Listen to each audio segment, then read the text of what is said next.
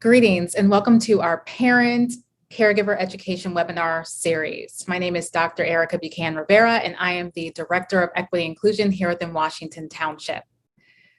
Last week, we talked about high ability programming as a part of our webinar series. And this week, we are going to focus on Asian American diversity and resisting stereotypes. All of our webinar series reflect the lived experiences of our students here in Washington Township, and we want to create a shared space for collective learning throughout our community. Since the start of the pandemic, we have seen a rise in Asian American Pacific Islander violence, and it has impacted our youth who are internalizing many fears just for existing. We've had students who have shared those fears with trusted staff and adults. And as educators and as advocates, we have to prioritize safety and making sure that we are creating inclusive environments that generate a strong sense of connection and belonging for all of our students. So not only are we going to explore the challenges that pertain to AAPI communities as a result of the global pandemic, but we're also going to explore the rich history of Asian communities, as well as the cultural aspects of AAPI heritage.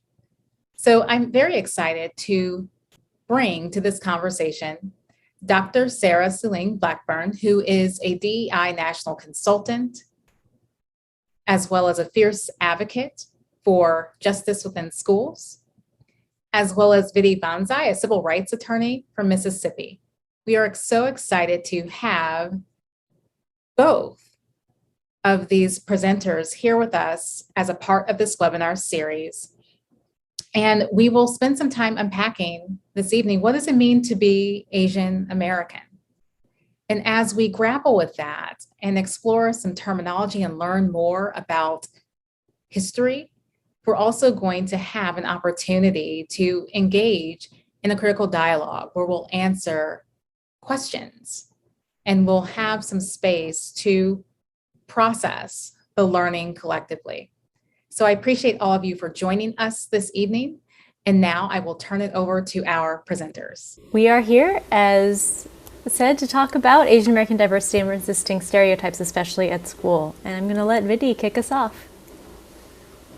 Hi, everybody. Thank you so much, Dr. Buchanan Rivera, the Washington Township School District, and also to my colleague, Sarah. So to go ahead and get started today, I wanted to preface our conversation by saying, issuing a content warning for everybody who's joined us today. There are going to be some references to some difficult data and statistics, and also some experiences that might be a little challenging for folks to hear. If you hear something that doesn't make you feel great, I really want to encourage you to do what you need to do for self-care, including stepping away, muting the content, the dialogue, or turning down your screen. So please do what you need to do to take care of yourselves today. As Dr. Buchanan Rivera mentioned, Asian American people have been subject to racism and hate for decades, and this has been going on probably since the start of the United States. The 9/11 attacks resulted in increased attacks against South Asians, particularly Sikh Americans, and the pandemic has resulted in unprecedented hate against AAPI people. We're going to share more about what those terms are and what specifically I'm talking about terminology-wise in a couple of slides. To give some background, there were over 9,000 hate incidents against AAPI people between March 2020 and June 2021. 63% of these incidents were incidents of verbal harassment, and 31% of these incidents took place on public streets.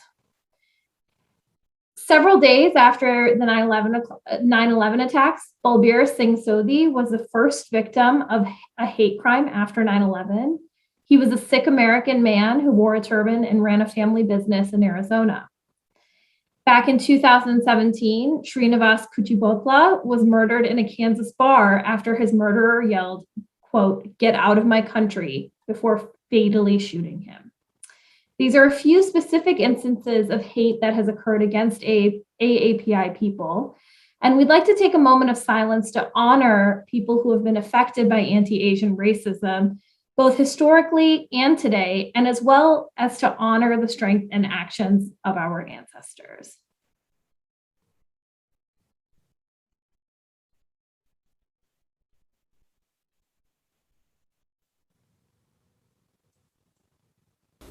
Thank you, Viddy, for that.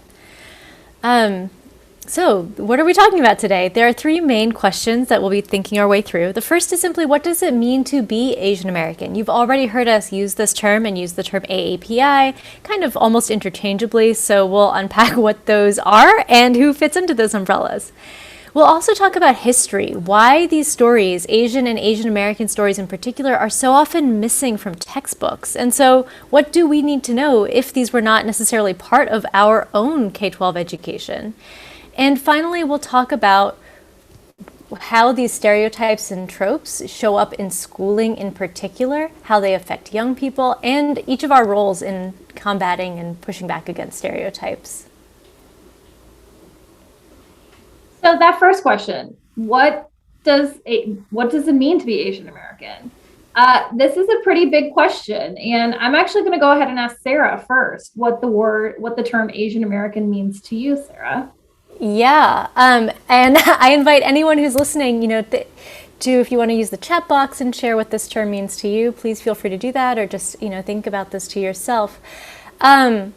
For me, Asian American is a really powerful term. It gives me this feeling of connection to people who sometimes have really different stories from my own, really different backgrounds. Somebody like you, right? Like, we have very different stories, Viddy, but we both fall under this Asian American umbrella, and that gives me this really great sense of solidarity. And it's also a term that has tension for me because, Asian American, I definitely identify as Asian. I grew up mostly in Asia. My mother is not an American citizen. And sometimes when I ask this question to people, people are like, oh, well, Asian American is somebody with ethnic origins in Asia, but, you have your American citizenship. Others think that citizenship doesn't matter for this. There's lots of different interpretations for this term. And for me, sometimes because it's so broad, it's hard for me to really see myself in it, or to see do the specific stories that we all have maybe get lost because it is such a broad term. What about you? What does this term mean to you? So it's funny because when you were talking, Sarah, so much of what you said resonates so deeply with me. And that's not surprising. Sarah and I actually originally met through doing some AAPI work. So it was an opportunity for me and Sarah to connect not only with each other, but with some fellow AAPI people.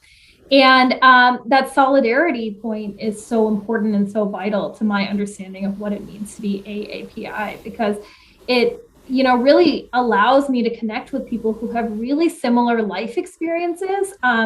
Sometimes it's really big things about what does it mean to be a hyphenated person in the United States, but sometimes it's the small things where you talk about taking your shoes off before you walk inside the house and why that's so important, and why that sometimes seems so different living in the Western world. So that solidarity aspect of it, and having people who can really affirm your life experiences, who recognize those experiences as oftentimes their own, can be really important, particularly, in the workplace or in a school setting. Sometimes you just need the space to be able to honor and affirm those experiences. But like Sarah said, it pulls some tension out of me as well, because there's two main things that, that kind of frustrate me. The first one is just having to be a hyphenated person in the United States. When I say hyphenated, I mean the Asian hyphen American. And when you break it down even further, depending on who you're talking to, people break it down into their own ethnic background. So for me, I'm Indian American. And sometimes it's hard. Unlike Sarah, I have never lived abroad. I've only lived in the United States. So I really consider myself to be American. And in fact, my parents emphasized to me, they're immigrants themselves, they emphasized to me that I am in fact American. And all of my relatives in India also like to remind me that I am American. So sometimes it's a little frustrating, to have to identify as being a hyphenated person, and struggling and navigating through that and thinking about, what does it really mean to be American, and why do so many people have to identify as being a particular kind of American? That can be challenging. And the other thing that's frustrating is also something that kind of makes the AAPI community beautiful. It's that, a lot of people are lumped together in one group. We've got a lot of folks who, cover almost half of the world, who are kind of grouped together in this AAPI group, which has its benefits. Lots of people who can come together and find solidarity, but it can also be challenging because it also has the potential to erase experiences and backgrounds and ethnicities. So it's a little bit of a double-edged sword. I think largely it's been an incredible experience to be a part of the AAPI community, but it's not without its challenges. And that being said, like Sarah said earlier, I hope folks on the call will think about this a little bit and think about, what does it really mean to be AAPI? And feel free to use a chat box and opportunities to engage with folks to explore that a little bit more. It's funny, as you were talking, I was like, oh, calling it a hyphenated person. I mean, like, my first name is literally hyphenated. Like, my legal first name is 3 capital letters and a hyphen. And it is like, represents that Asianness and Americanness too. A lot of the conversation that we've been having already has to do with nuance. So we thought it would be important to give some of the historical context behind this term and how these same questions were swirling when Asian American itself was coined. So Asian American is what we would consider a political identity. Political not as in partisan or affiliated with a party, but political in that it was really created to find shared power.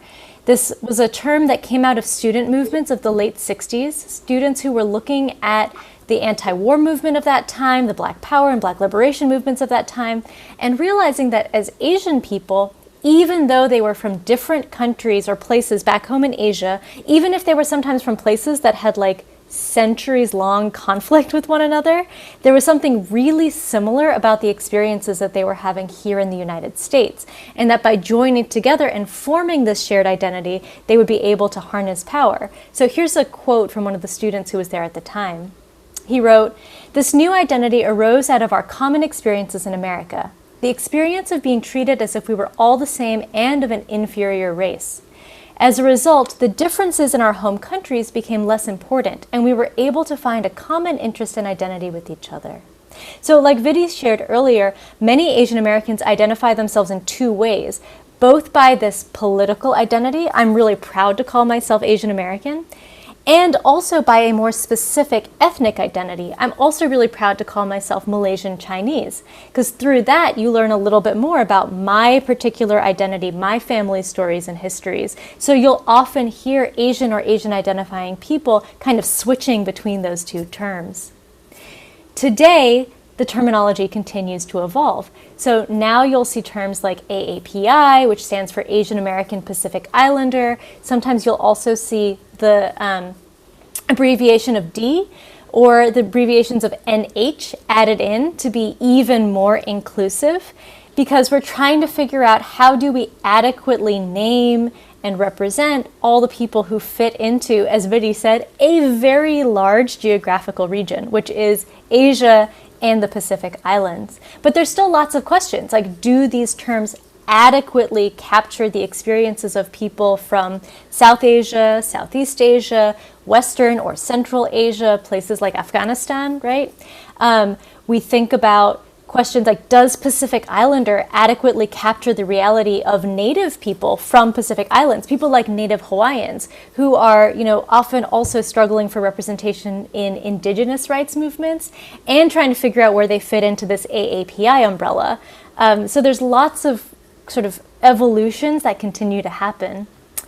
As we go through this evening, you'll most often hear us use Asian American, especially when we're talking about history, and AAPI, especially when we're talking about contemporary data, because that is how things are most often reported today. So those are the two terms you'll hear us use most often, but just know that there is no just like one right answer. The best practice is to use the most specific term for whoever you're talking about in that moment. So if If you're talking specifically about South Asian people, saying South Asian, but if you're talking about like all AAPI people, using AAPI. That's kind of a general tip that can help out. Thank you so much, Sarah. I appreciated you sharing that, largely because, I think even within our AAPI communities, when we have that conversation about kind of the digging deeper, like you said, you're Malaysian Chinese, I'm Indian American, things like that. When we figure out what each of us is, it gives us such an important insight into each of us, because you're also thinking about some of the histories of these places and where our families have originally come from and how that kind of manifests in us as the people we are today. So thank you so much for that. So one thing Sarah and I recognized and that we planned very clearly was that we did not introduce ourselves at the beginning of this. And part of that was because we wanted to give you a little feedback and some context for what we were doing today before we went in and kind of told you who we were. And also, this isn't really about us as much as it's about the experience and what being AAPI really means and how it manifests itself in the context of school, especially. So my name is Vidhi Bonsai. I am a civil rights attorney living in Jackson, Mississippi. Right now, I've been here for about 3 years. I'm originally a fellow Midwesterner, like many of you. I'm from the great state of Michigan, and I'm very proud of it. I went to the University of Michigan for undergrad, and I was actually an educator for a little bit. I taught in Detroit public schools for a few years in elementary school. And then I decided to go to law school at Boston University. This is a photo of my family at my law school graduation back in 2018. I wanted to include this photo for a couple of reasons. First of all, this is my family. This is my mom, dad, and my younger brother. My younger brother actually looks older than me, but he's actually 6 years younger than me. And yes, those are giant buttons that my parents have of my face on them. And I love this picture because in so many ways, this photo represents who I am in every way. My parents immigrated here in the 1980s, and we're going to talk about immigration stories and history in a little bit, but they were able to immigrate here as relatively privileged people, but they also had a strong passion and focus on the American dream. And this photo is really kind of the living embodiment of the American dream for my parents, who came here really hoping to live a better lives for themselves, but more importantly, be able to give their children the best lives possible. And for them, that was really through education and ensuring that their children had access to good quality education and that we could pursue whatever we wanted to do. So I'm a proud product of public schools and a public university. And, this is who made me who I am today.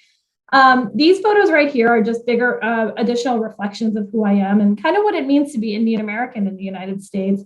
I love this photo right here of me in a sari next to a Christmas tree because I was going to a wedding on New Year's Eve and I decided to wear a sari because why not?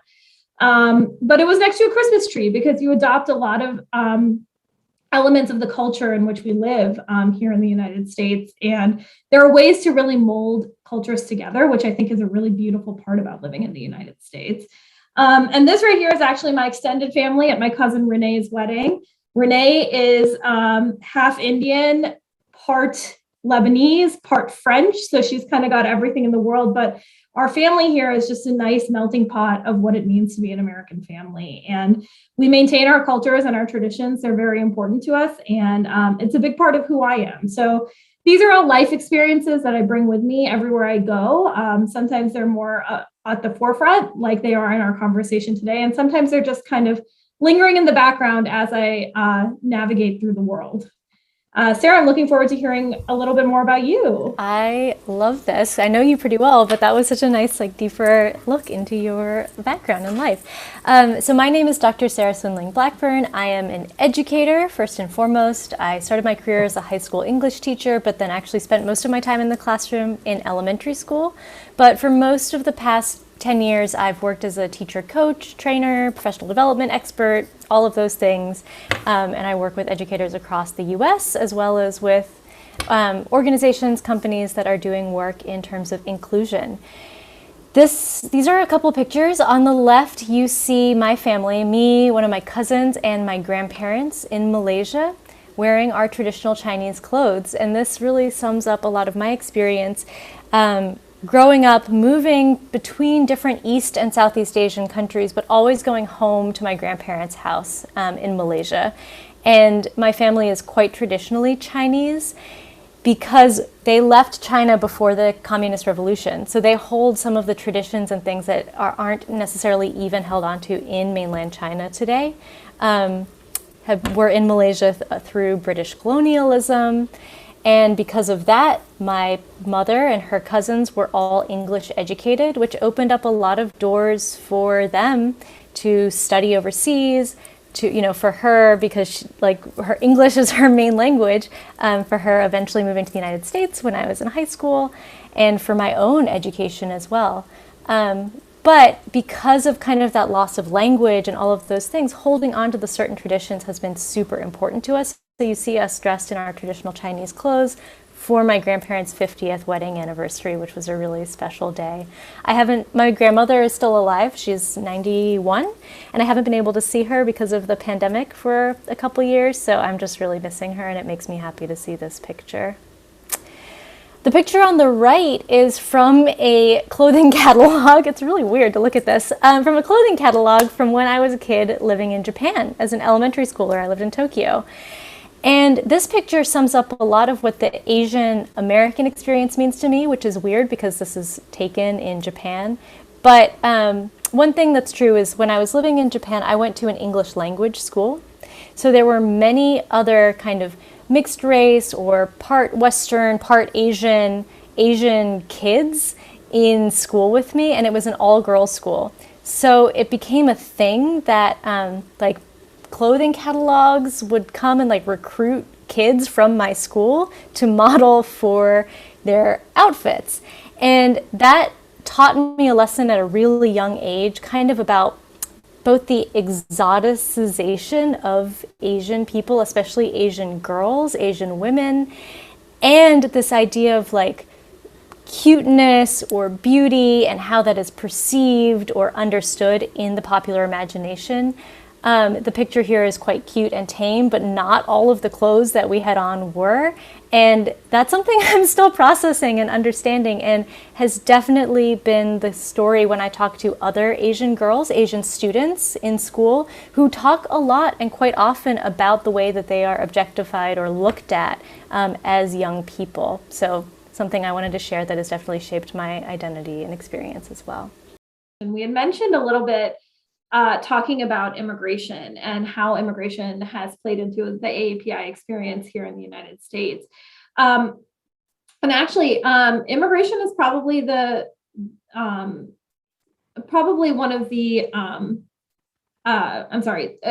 immigration is probably the key element of a lot of the AAPI experience in the United States, because so much of the racism and hate that AAPI people have experienced can relate back to specific times in our history and how that has come in through legislation. So the AAPI experience and migration of Asian people to the United States is really rooted in labor. The largest early immigration movements of Asians to the United States actually centers on the Chinese who came to the West Coast during and after the gold rush. So mostly Chinese men came to the United States in the excitement of striking gold. I mean, who wouldn't be excited to come to California to try to find gold? But once the gold rush ended, a lot of folks stayed, and other Asian people were brought to do hard labor in the United States that white Americans just didn't want to do. So we're talking about things like building transcontinental railroads, which transported materials and supplies from California all the way to the East Coast, up and down the country. And that was really backbreaking work. Asian people were coming here to literally dig ground and to build these railroads made out of steel. And a lot of these railroads are actually still around. So that tells you something about the quality of these railroads and the work that went into them. And a lot of immigrants also did field work out in the fields. I live in Mississippi. Mississippi is home to the Mississippi Delta, which actually has a historically large population of Chinese Americans who immigrated to the United States in the 1800s and whose families are still in the Mississippi Delta. And a lot of that work started out by working out in the fields. Many Asian people also did a lot of domestic labor and other physically demanding roles. So that initial migration of Asian people to the United States was really rooted in labor and the kind of backbreaking labor that people here did not want to do. So after a lot of that hard labor was done and things like the railroads were built, that's when the United States government and a lot of legislators decided that we didn't really want Asian people in the United States anymore. So in 1875, the Page Act was passed, and this was a really clear legislative decision to prohibit the entry of Chinese women, and it was the first federal law that restricted immigration into the United States. As indicated by the man who introduced the Page Act, Horace Page, Chinese immigrants were meant to be feared. The law was proposed to end the danger of cheap Chinese labor and immoral Chinese women. So once Chinese men were no longer useful for backbreaking labor, they were no longer needed by the United States. And simultaneously, Chinese women were exoticized and seen as an immoral threat to the United States. So the government continued to build on this. And in 1882, the Chinese Exclusion Act formally barred Chinese laborers from migrating to the United States. It also formally barred Chinese people from US citizenship due to their ethnic origin. And if someone were to violate the Chinese Exclusion Act, that could result in imprisonment or deportation. So starting in 1875, it had become really clear that Asian people, particularly Chinese people, were no longer welcome in the United States. And coming to the United States was no easy feat for immigrants who wanted to leave China. There were additional legislative actions and also court actions that occurred that tried to address some of this racism that was happening in immigration. And in 1923, Bhagat Singh Thind, a Sikh immigrant from India who had served in the United States military in World War I, pursued United States citizenship.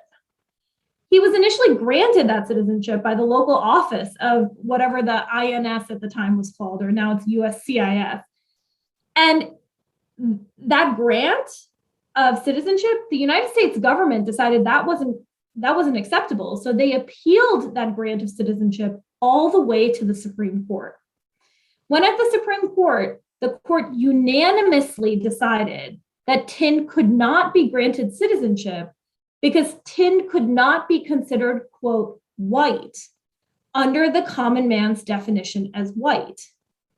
To become a citizen of the United States, you had to be white. That was a requirement of the laws of the land. So here was Bhagat Singh Thind, a veteran of the United States military. He was deemed to not be white by the Supreme Court in 1923, so he was unable to obtain citizenship. Interestingly enough, he was actually married to a white woman who was a citizen in Southern California, and he was still ineligible to obtain citizenship. Thankfully, the law started to change in the 60s. The Immigration and Naturalization Act of 1965 finally eliminated quotas, limitations, and restrictions on the migration of all Asian people. And this act, the Immigration and Naturalization Act of 1965, established the immigration system as we know it today. It created categories for family-based immigration, employment-based immigration, and the asylum process. Asian immigration has grown exponentially since those racist quotas were removed in 1965. And this slide here is a really nice representation. It's from the Pew Research Center, which has fantastic information and facts on Asian American people in the United States. I highly recommend you poke around a little bit to get an idea about it. But this is a really great graph that demonstrates how the Asian population in the United States has changed since 1870. Where in 1870, there were 63,000 Asian people in the United States, and it remained pretty steady because the government was purposefully limiting the immigration of Asian people to the United States until right around 1960. Since then, it's been growing pretty exponentially. So once the quotas were removed and once those racist ideas were removed from our laws, Asian people were able to immigrate to the United States pretty freely. Yeah, and so with that, the understanding of, who Asian people are really starts to shift as well. A lot of the earlier immigration stories of Asian people link to stereotypes that are sometimes called yellow peril or dusky peril, which are these ideas of like dirty, untrustworthy Asian people coming to steal jobs who are a threat to our country.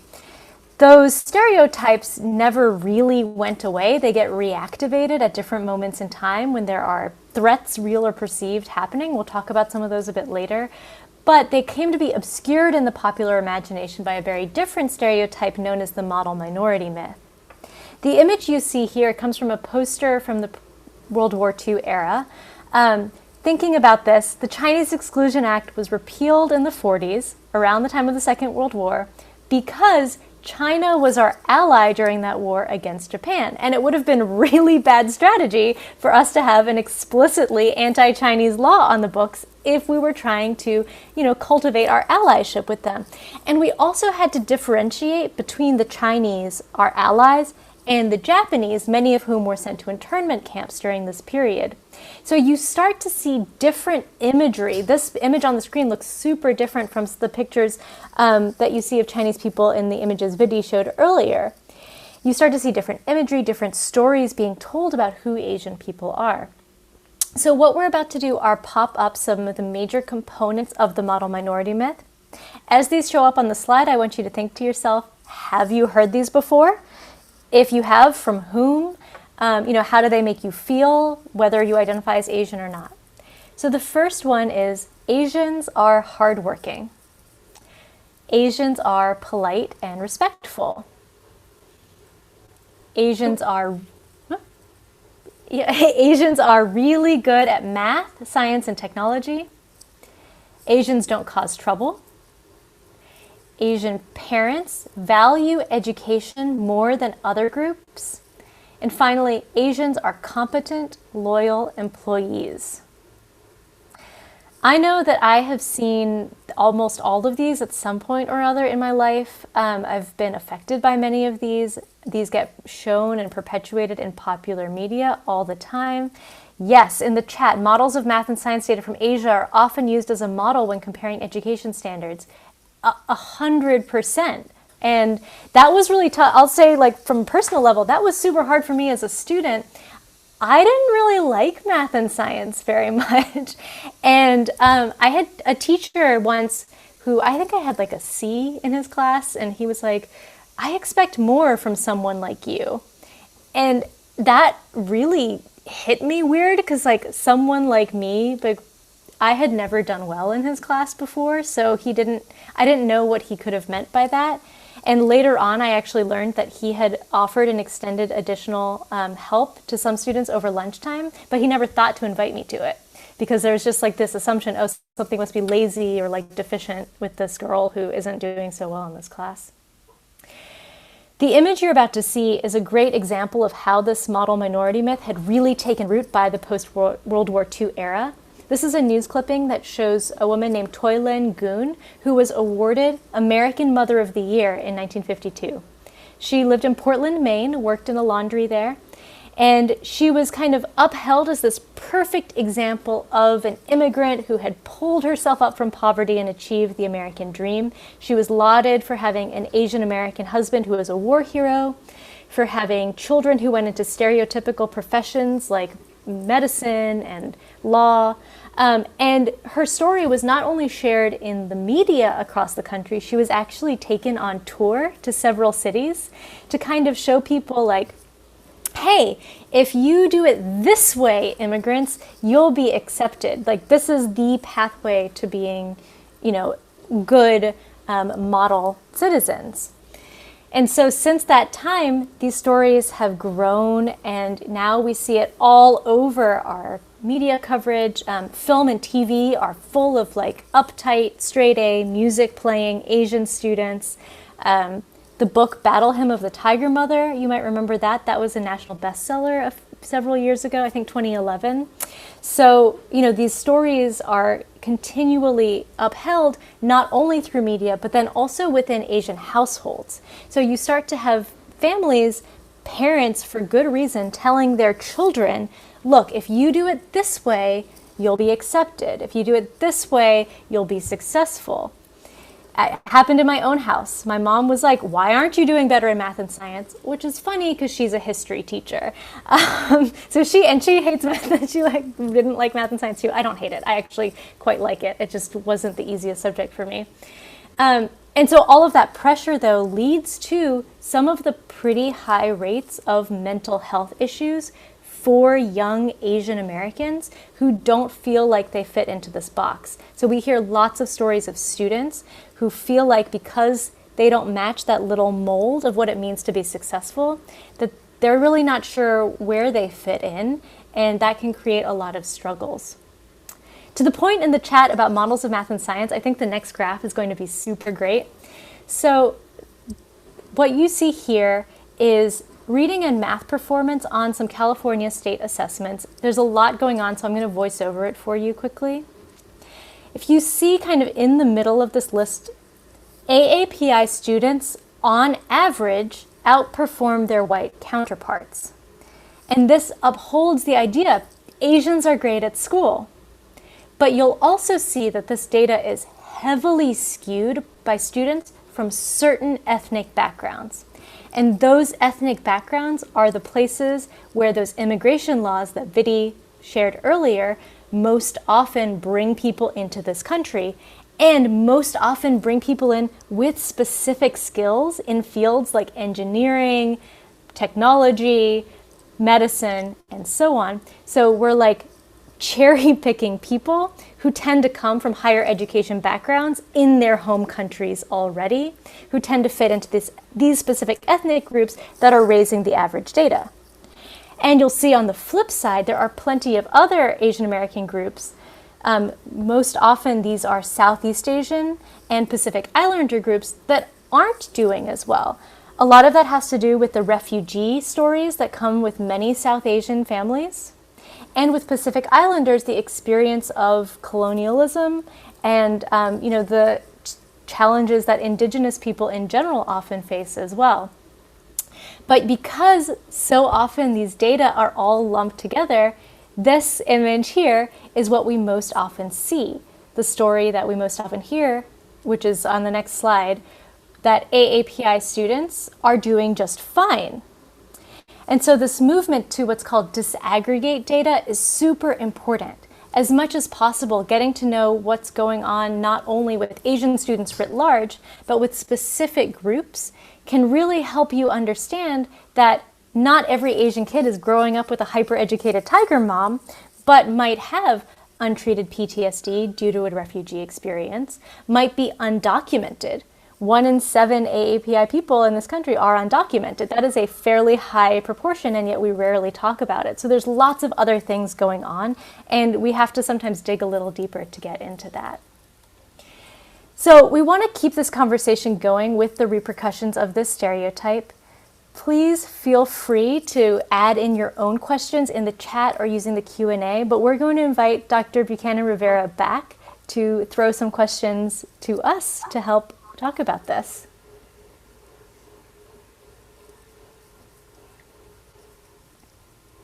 Great information that both of you have presented.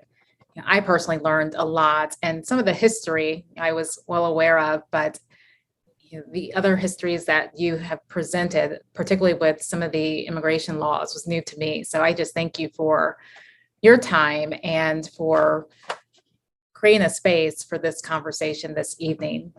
So as we continue to think about the model minority myth, if the model minority myth says Asian people are good, successful, why is that problematic?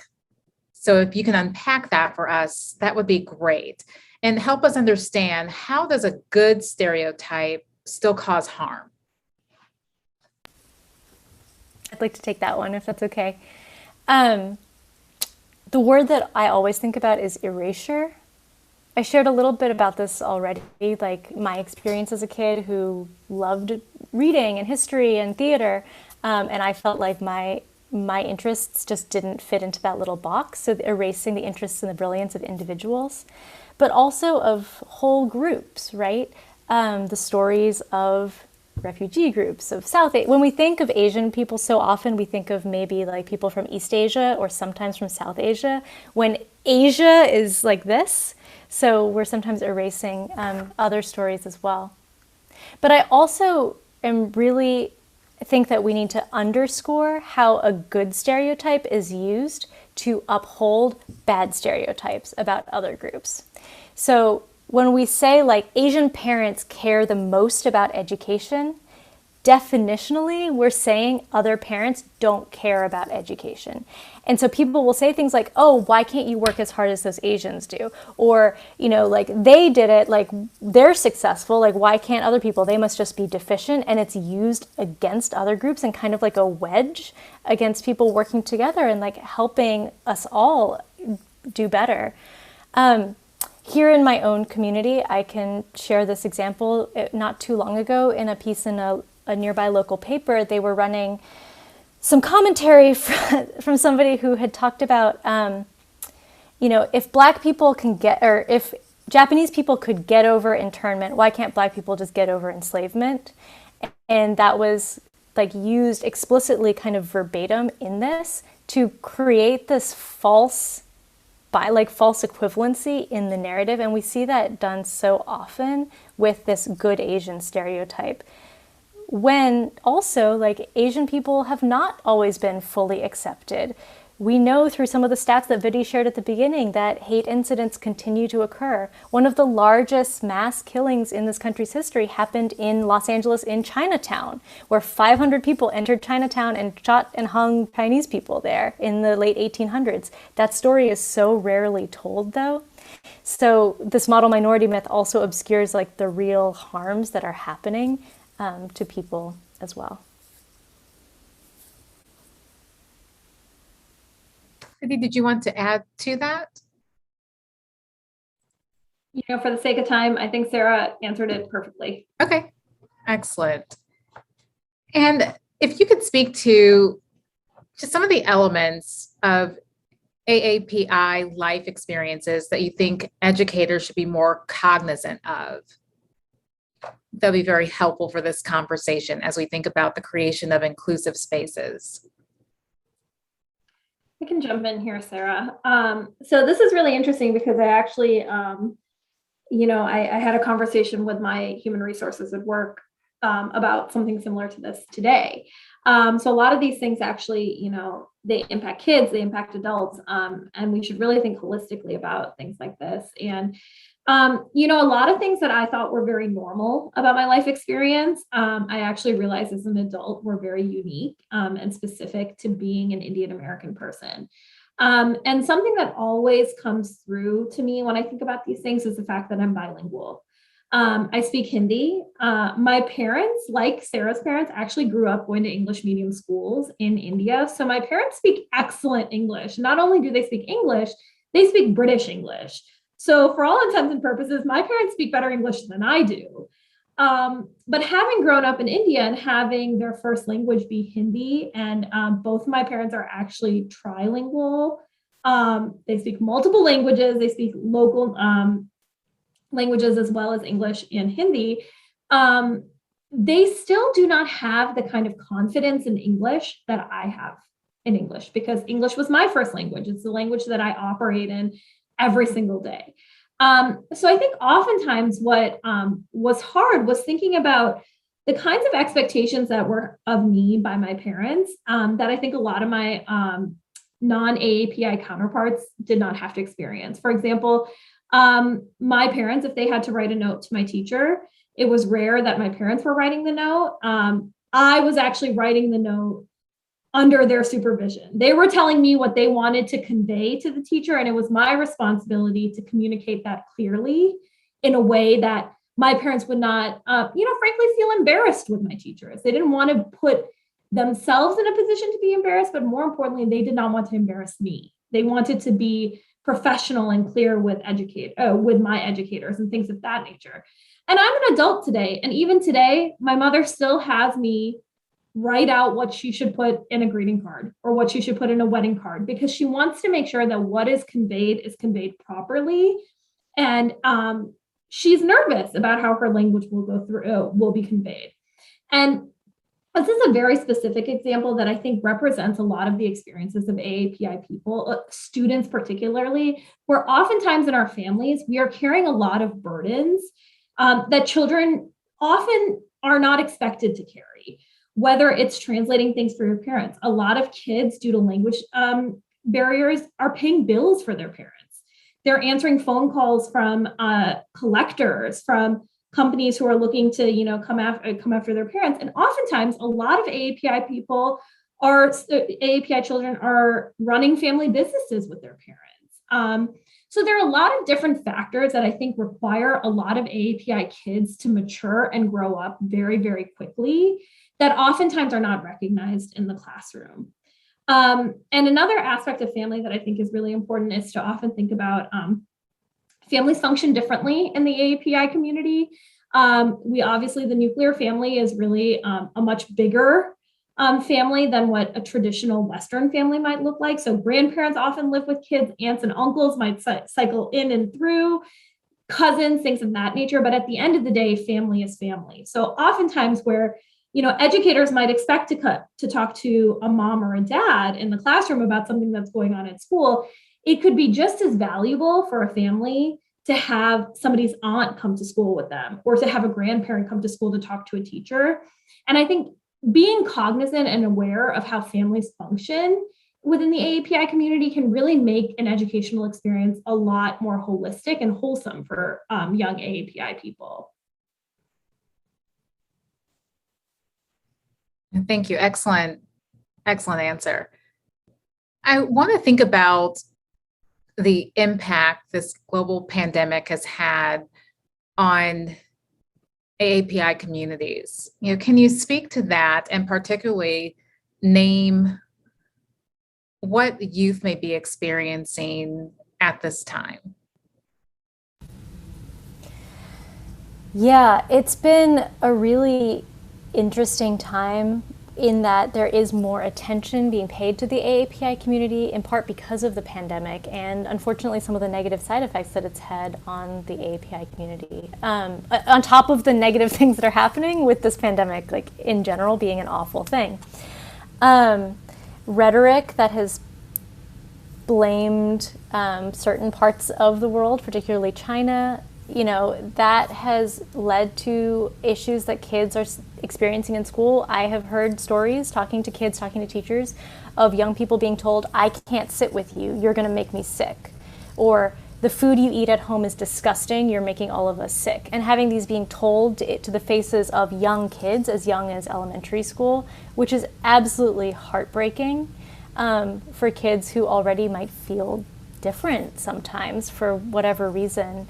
So that's one of the reasons that we see many a disproportionate rate of AAPI families choosing to keep their kids at home, even as we move into increased reopenings of schools, because of those fears of acceptance and safety. To Vidya's point about multi-generational homes, we also know that because Asian families are more likely to have an elderly grandparent at home, there are health concerns. So there is more fear about going out and potentially getting somebody sick who's in the house as well. And that's affecting young people.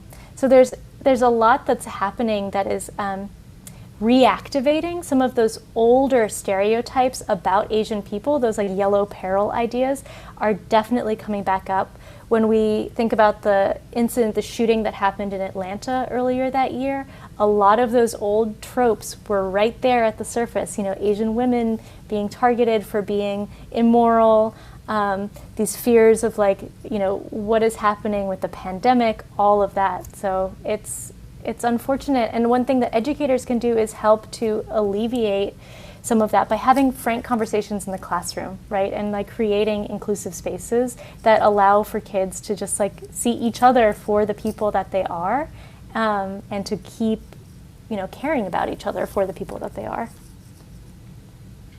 And if I may add one thing to what Sarah said, I think something that has been, I think is often glossed over is the level of violence that is often exhibited against AAPI people. And particularly during the pandemic, we've seen a lot of violence against AAPI elders. People who are just walking, going about their business in their communities are being spit on, are being, pushed to the ground and things of that nature. And this is nothing new. And I think it's important to think about this also in the context of, what Sarah talked about within the model minority, because oftentimes the model minority results in AAPI people being seen as weak, as meek, as unwilling to kind of fight against the powers that may be. And as a result, there is significant violent crime that is happening against AAPI people. And this has been happening for a very long time. In 1982, Vincent Chin was very brutally murdered in Detroit for being Asian. And I think with young people, especially who are having to navigate this world where there's more AAPI representation than there ever has been, and that kind of excitement and joy and growth that is happening with young people is a wonderful thing. But while that's happening, we're also seeing so much increased physical violence against people who are within our community. And navigating those two things and bridging them and understanding how you can have this kind of representation while also be subject to so much harm, I think is really, really hard. I wish I had the answer of how to bridge that and how to navigate that, but I do think that a lot of young people are navigating a lot of really difficult feelings and experiences, and ultimately creating the space to affirm a lot of those experiences and feelings and to create spaces where people can really talk and engage each other, I think is really vital to helping kids really develop in this. I would like that as an adult. Thank you for that. And as mentioned in the introduction, we are not immune to the impact within Washington Township either, or our communities. We had a mass shooting at the start of the pandemic that targeted Sikh communities. So we are seeing this, across the nation. We are seeing this within our schools. We have students who are articulating fears and concerns. And so as educators, what does support to our youth look like? And I know we have just a minute in time. So if we could be concise in terms of response, what does that support look like to our youth who are navigating all of this?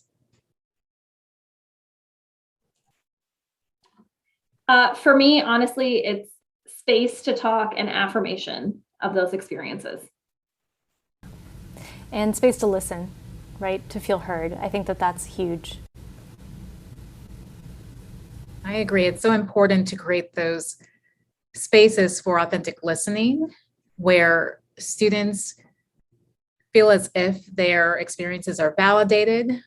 All of our students deserve to have spaces where they can bring their whole self into a classroom environment. And so there's work for us to do as educators, as adults, as people who care deeply about humanity. So I appreciate the time that you were able to provide today for showing your humanity to all of us. We know that no one owes their story. And so we are grateful that you were able to share your personal stories with us, coupled with the content that you were able to provide this evening. And as mentioned, we are continuing these series that are exploring topics of educational equity. And if you want to learn more about our stance within the district, if you want to be a part of some of those shared learning experiences, then make sure to follow our social media pages, as well as follow our hashtag WT4, numerical 4, equity. So again, we thank our panelists this evening. We thank those who were able to attend. We will have a recording available for those who were not able to be present. And again, we just thank you all for your time this evening. Take care.